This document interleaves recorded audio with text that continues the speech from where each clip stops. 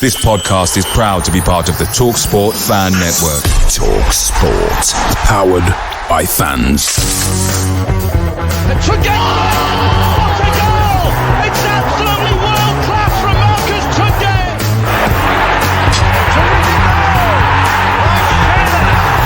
Johnson puts it in the air. Aidan Flynn wins the goal!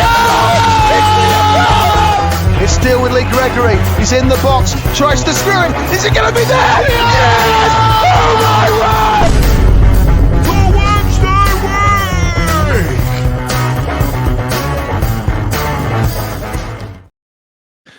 Hello, good evening, and welcome to another episode of the Wednesday Week. My name's Dan Fudge, and it is Hello from the Other Side edition. Tonight, I've got joining me Connor from It's the Pink and Connor, isn't it? It was the green and back in our ends. So I needed to check what crazy colour newspaper you had. In this segment, we call.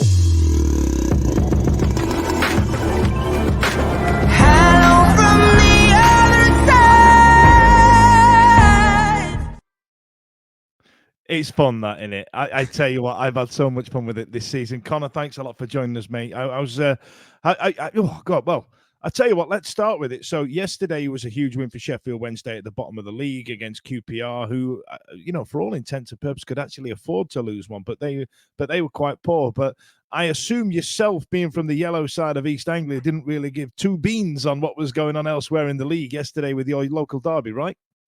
Not until about 7 o'clock. I don't think that evening. No, it was. It's been a really good weekend, and it's you guys know as well. You've got a really big derby up where you are, and it's massive, and I think it gives the whole city a boost, the whole county in our case a boost if you can win it. So and obviously you guys might not be aware, but Norwich have a long unbeaten record against Ipswich. It's now 15 years. It will be 15 years after this game. So to keep that intact, I think it's a major thing for Norwich fans. It's a massive thing of pride, and so all of that means that Norwich City are going to be arriving at Hillsborough in a pretty decent mood, I would say.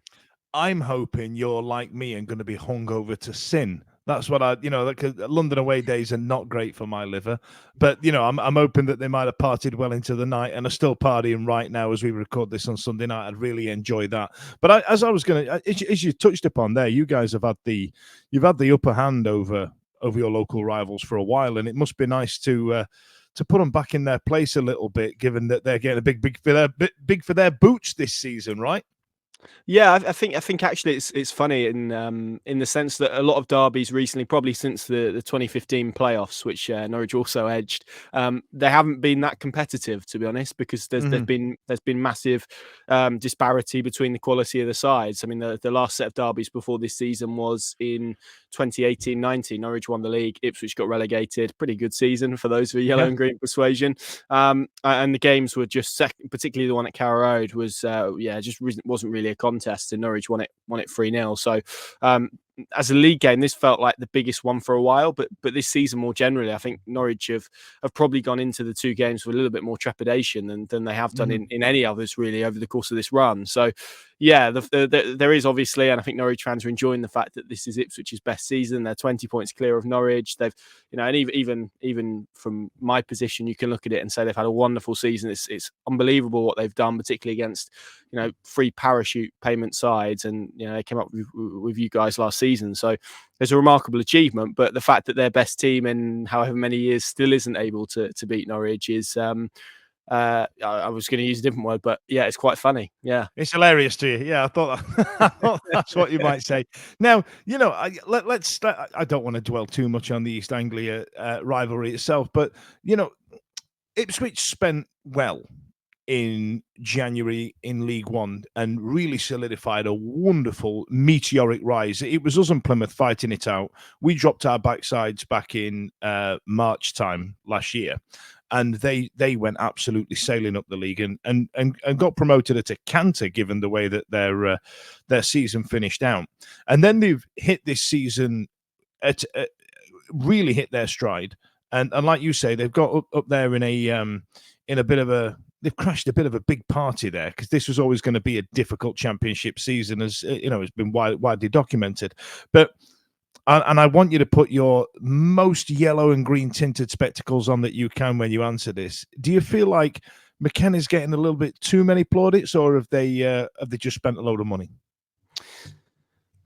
Yeah, they have spent money, but again, I guess it's context of that money, isn't it? When they haven't spent 40 million on Rutter, albeit that was in the Premier League, and they haven't spent the money that Southampton have done even in the Championship. So, yeah, begrudgingly, I think it is hard to maybe put that into the context which it is. But yeah, they have spent money, and that is a fact. And yeah, there is, I think, an element that McKenna is getting a lot of praise, and again, rightly so, because of the position that they're in. I actually see a lot of similarities between what they've done this year, minus the money side of it, to what Norwich did under Paul Lambert in about 2011, where they did similar. They bounced straight through League One and straight through the Championship to the Premier League, and everything that season felt like it was running for them and falling for them. They were scoring late goals. They weren't a team that had fantastic individuals, but they had, as a collective, they were wonderful and unstoppable, and it was almost a team that had forgotten how to lose, and that was that kind of feels like that's been the case with Ipswich this year as well. So what would be interesting for me on both sides, really, if they do go and finish the job and they do get promoted, well, you don't need to look at any other fan base who knows how difficult it is in the Premier League than Norwich fans. And equally, if they didn't, and if they stayed down, I mean, would they have the gusto and the ability to go again next year with the squad that they've got? I think that would be really interesting as well. So it does feel a bit now or never for me, and particularly if they don't go up, you could foresee some Premier League interest in McKenna as well. So yeah, I think that it's one that Norwich fans are watching and obviously crossing fingers and hoping it will blow up. But we'll see how it goes. Whether yesterday will galvanise them, or whether it will is the start of them running out of steam, because they struggled a little bit against Southampton, I thought, on Monday as well, even though they found the winner in the fashion that they've done this season. So yeah, it's going to be really interesting to see which way it goes now, I think. Yeah, it wouldn't upset me to see them fall away, if I'm honest. But let's talk about your side then. So let's talk about Norwich City. This is the second time we've spoken this season in reference to Norwich's season, on how it's going. Now that win solidified a bit of a gap between you and Coventry in the sixth position in the league, if I read that rightly. Yes. Yeah. So, are Coventry playing today or tomorrow night? I've not really looked at the fixture calendar, because they've got a game in hand over you guys. But now because of that small gap, it doesn't really affect you too much, right?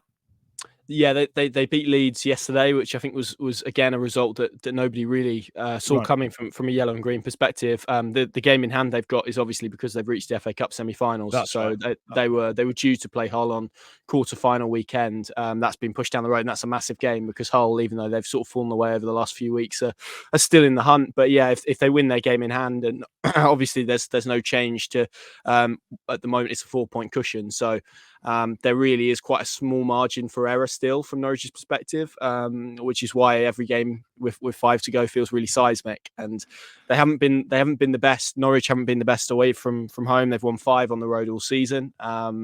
So I think there is a little bit of an issue there for them to overcome at home. They've won 8 on the bounce, so they have been a little bit of a different team home and away. And interestingly as well, I think the derby adds a little bit of an extra element to it, because if you win a game with that and the highs and how intoxicating that is for everybody, and then you've got to go again 3 days later, and you've got to almost bring yourself down. It's very difficult. And I had a look earlier today, actually, and when Norwich won the derby in 2018, they went to Preston the following week and got beat 3-1. In 2015, they won it and then got beat by Wigan a few days later. So. And highs as well, even and this is a different example, but they beat Manchester City in the Premier League in 2019 and then went to Burnley and lost. So I think there is an element that it could be quite difficult, that sort of hangover game afterwards. So yeah, we'll see. But they've got 2 away games this week, and they need points from them. Really, it's as simple as that. Because one misstep, essentially, what they've got with a 4-point cushion is control. If they lose and Coventry win with a game in hand, Coventry obviously would then wrestle control, even though they maybe wouldn't have the points on the board. So yeah, the stakes are high for Norwich City at the moment, just as they are for you guys. Yeah, I was going to say, what we're hoping to see on Tuesday is a ding-dong between 2 teams who really need the points, like for completely different reasons, but we could really do with the points. The last 10 game weeks has been dead weird for Sheffield Wednesday. There's an element of we're getting these wins that on paper 3-4 months ago, we'd have never got anywhere near. We'd have just had our backside handed to us, and we'd have got to League One with a miserable whimper. But we keep getting these little wins, and we keep getting these 3 points. But at the same time, every time we do it, Huddersfield pick up points, Stoke pick up points, and as a result, a couple of teams have been dragged into it, like Birmingham, who with the Wayne Rooney experiment, it didn't work. And then Blackburn are sleepwalking towards relegation. Plymouth are in some of the worst form I've seen in a while. And you know what? And, the Sheffield Wednesday fans are listening to this. You've got to give props to Huddersfield, because they've been fighting just like we have. And it's made it a right old ding dong in the entire bottom half of that league. And it's been great. Now, in terms of you guys and the playoffs, if you're looking to take that step up, that party that you're crashing with the 3 teams that come down in Leicester, Leeds, and Southampton, Ipswich having an absolute mega season, that's a big ask to go through those playoffs. I mean, looking as it stands right now, are you looking at it thinking, maybe might want to sit this one out and give it another year? What do you reckon?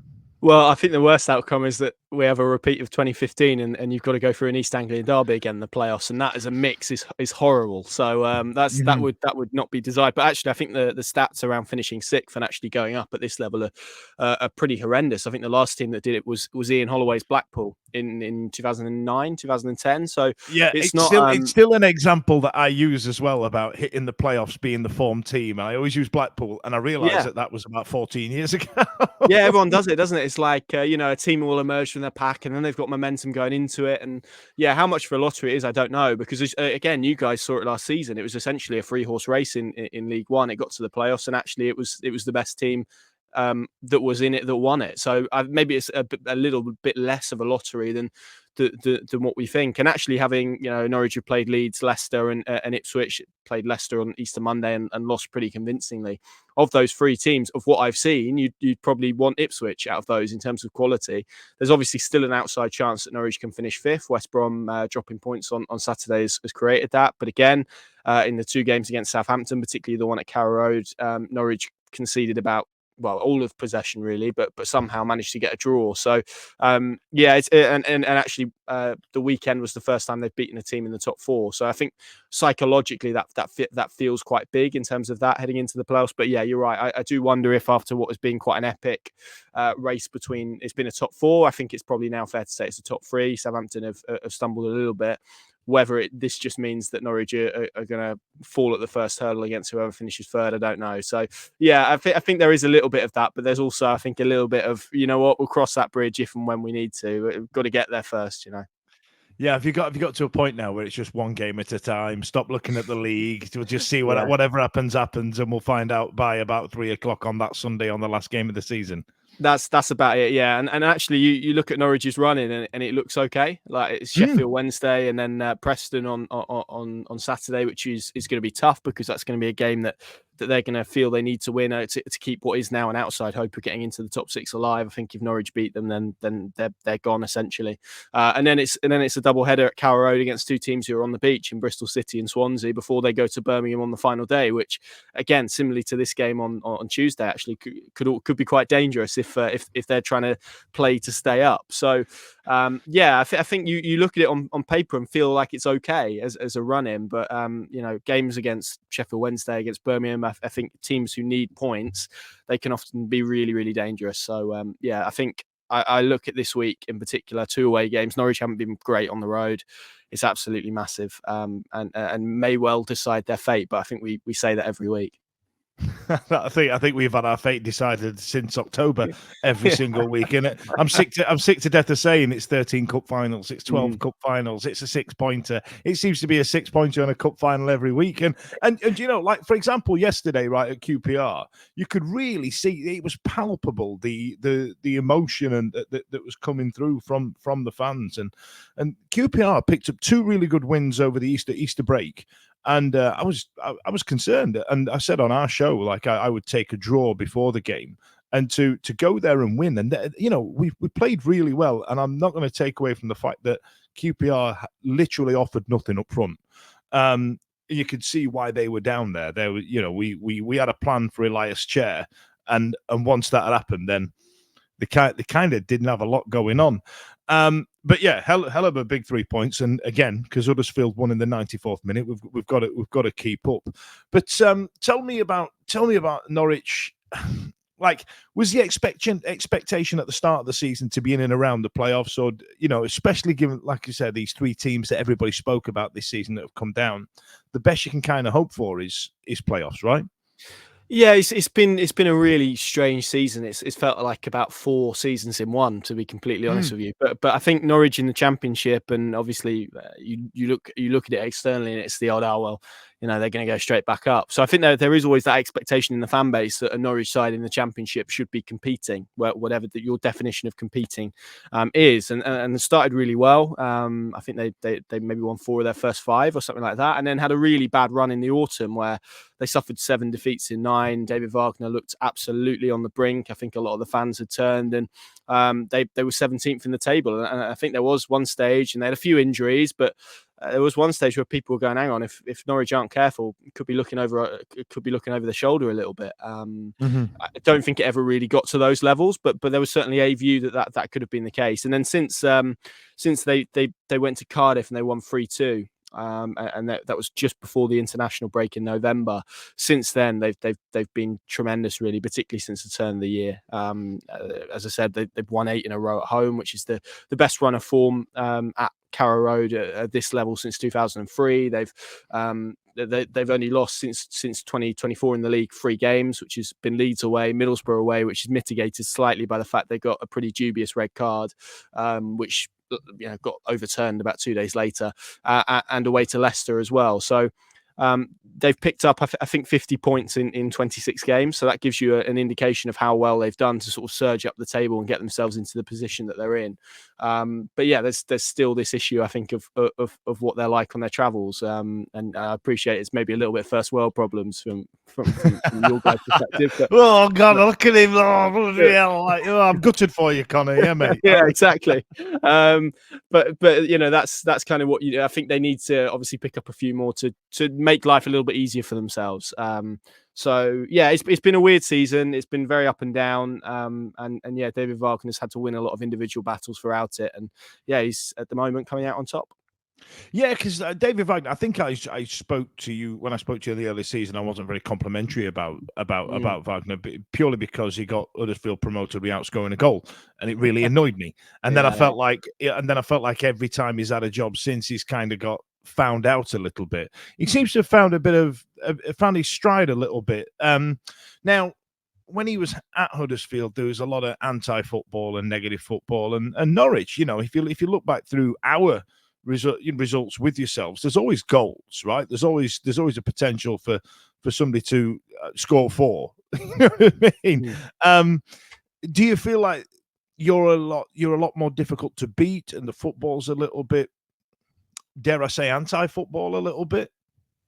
Yeah, we've seen that at times. He was criticised as late as Easter Monday at Leicester for exactly that. Norwich took the lead from a corner. They basically copied Manchester City's corner against Liverpool that John Stones scored, and scored a direct replica of that, and then basically retreated and sat so deep and tried to soak it up, and got penned in and ultimately got beat pretty 3-1, which against Leicester, the quality they've got, but he got really criticised for his approach there, and that's not been a one-off. I mentioned the Southampton game. There was a QPR game at home which they actually won 1-0, but they how they won that 1-0, goodness knows, because they sat back and soaked up a lot of pressure, and so yeah, there has been that side to them, and they want to counter-attack teams, and sometimes they get the balance a bit wrong, particularly away from home. I think that's fair to say. And actually, Saturday was an interesting example of them trying to soak up a lot of pressure and managing to do that successfully and still having a threat the other way. There have been points where they've tried to do it and they've not had a counter-attacking threat. Josh Sargent helps them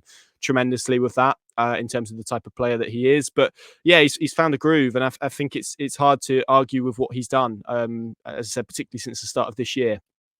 And the amount of points, and I think what he's been really good at, even though there has been tactical shortcomings this season, is he's kept the dressing room really close together, and everyone you speak to, and all of the players that come out and speak, they talk about the togetherness. And actually, through the difficult period of the autumn, there was never any indication that, of the cliche, oh, they've stopped playing for him, or any sort of waving of the white flag. I think the closest that maybe Norwich came to that was in the 3-1 defeat to Blackburn, which their last defeat at Carrow Road, and I think the last defeat of that horrible run in the autumn. And I think after that game, everyone thought that he was probably gone.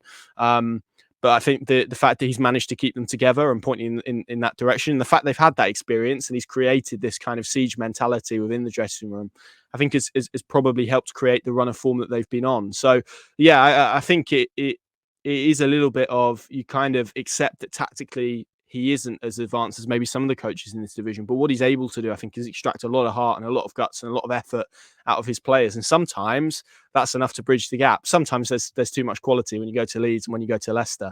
But occasionally, as Saturday proved, you can bridge the gap with those intangibles. And I think that's something that he's done very well. And you mentioned those playoff games. I think Norwich fans have looked at that playoff campaign that he did with Huddersfield. And like you say, didn't score a single goal, won it on penalties, but he got them up. So the end justified the mean. And I think that has been the case in a lot of the times where he has sort of regressed tactically. We've seen Norwich City get results by and large, and when he does that, it's hard to argue with him, I guess. Fair enough. So Hillsborough Tuesday night under the lights, difficult place to go if the crowd are up. Now, I give you, this is going to sound insane, but I remember even back in the days of the 90s, we used to do this. If it was a Champions League week, we used to try and give away tickets to try and get people down to Hillsborough for these midweek fixtures. So if Hillsborough's rocking, it's always a difficult place to go. I mean, ask Peterborough. You know what I mean? Right. But in terms of coming up and given the way that Norwich have travelled, it's prediction time, Connor. How do you think it's going to go? I mean, it's going to be a ding-dong, and it's definitely got goals in it. It has. I think it's going to be really tough. And, it's interesting because you spoke to a lot of Norwich fans and they were looking at the Leicester-Ipswich doubleheader and going, oh, yeah, that's probably the season. As we discussed earlier, that's probably the season decided right there. But I looked at the run more generally. I mean, it's 3 away games in 4. They lost at Leicester. They probably need to win at least one of these 2 games. We spoke about the 4-point cushion, so it's pretty important they do that. I do think there is a danger that because of the highs on Saturday and the levels they had to reach, that it's going to be very hard to replicate those in this particular game. So I think everyone's looking at it really as a potential banana skin, to use that cliche. And I think it's one where it's going to be really interesting to see kind of how Norwich deal with everything mentally. I can see it being really difficult. I can see it being a draw. I think I might go for a 2-2. Do you know what? I was absolutely going to go for a Desmond as well, because I think it's got goals in it, and I think you're right. I think given the proximity of where the teams are in the league, I think 2-2 is and the way we didn't really see off Swansea the other week in terms, and they were dead and buried, they were done, and only walking away to a 1-1 on Good Friday was a bitter pill to swallow. But Connor, it's been an absolute pleasure. So thank you so much for joining us, and let's hope it's a decent ding dong on Tuesday. See you later.